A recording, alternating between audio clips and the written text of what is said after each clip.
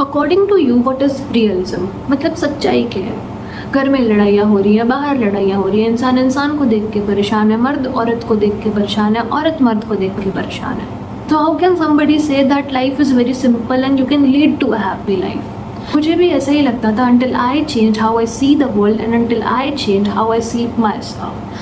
Last month I got cheated on and I was constantly thinking कि यार मेरी गलती क्या थी? Was that girl better than me? मैंने अच्छे से efforts नहीं शो किए थे, वो किस वजह से मेरे साथ नहीं रह पाया? And to cope out of it, to heal from that, कि मैं थोड़ा सा space दे सकूँ खुद को, मैं थोड़ा सा better feel कर सकूँ, I went to my hometown और मेरी cousin को मैंने सब चीज़ें बता रखी थी. तो एक दिन I was just like I wanted to get out of it and I was trying to heal. मैं एक दिन अपने फार्म हाउस पे थी एंड मैं एक वेल पे देख रही थी. I know this may kind sound stupid to you but like the story is very good. तो I was looking at a well and like the vibe is very good. मैं I was just enjoying and feeling everything. So मुझे बहुत peaceful feel हो रहा था उस moment of time.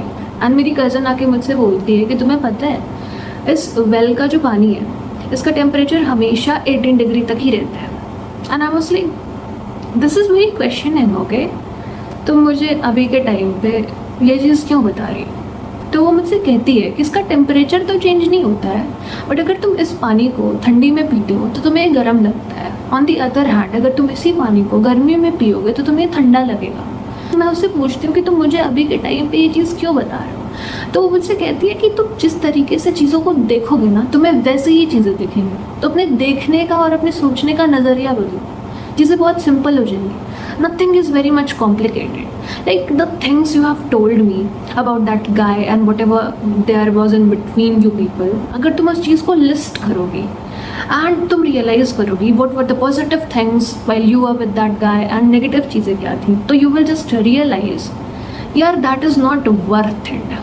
तुम उस इंसान के साथ रह रही थी. Like how it is to value somebody, how it is to think negative about yourself, about a guy who can not even give you loyalty. If that person cannot even provide you honesty, if that person cannot even provide you loyalty, is it worth to spend overthinking about somebody कि तुमने क्या गलत किया था, तुम गलत कैसे हो सकते हो? Is it worth to destroy your mental health? Exactly not. And what is killing me right now is my own expectation, that I am expecting that guy to change who cannot even provide me loyalty. So should I expect him to put some efforts to give me time and whatever and all? Exactly not. I do not deserve it. That is not my loss. It is not my loss. And all it takes is how you see it. All it takes कि तुम्हारा point of view चीज़ों को लेकर के कैसा है. And then that defines कि तुम अपने life में आगे क्या करोगे. I could have been still thinking about it. I could have been still chasing. Or I just lead my life and move on. I just lead it and just grow. कि नहीं, I don't deserve that shit. मुझे उस चीज़ से बाहर निकलना है. I could lead to something better. I could do something better.